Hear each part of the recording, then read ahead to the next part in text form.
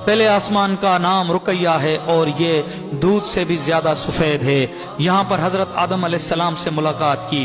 پھر دوسرے آسمان پر جس کا نام فیدوم یا مایون ہے، یہ ایسے لوہوں کا بنا ہوا ہے جس سے روشنی کی شعائیں پھوٹتی ہیں، یہاں پر حضرت عیسیٰ علیہ السلام اور حضرت یحییٰ علیہ السلام سے ملاقات کی۔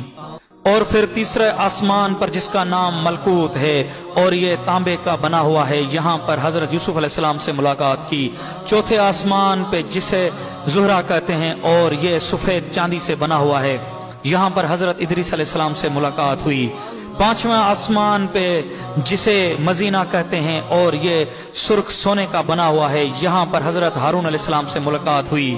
چھٹے آسمان پہ جس کا نام خالصہ ہے اور یہ چمکدار موتیوں سے بنا ہوا ہے، یہاں پر حضرت موسیٰ علیہ السلام سے ملاقات ہوئی۔ ساتویں آسمان پہ جس کا نام لائبہ یا دامیہ ہے اور یہ سرخ یاقوت سے بنا ہوا ہے، اور یہاں پر حضرت ابراہیم علیہ السلام سے ملاقات ہوئی۔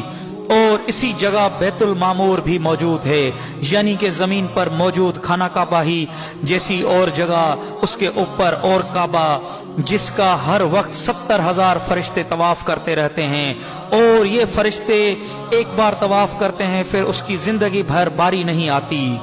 آپ اب سوچیں کتنے فرشتے ہوں گے، اور میرے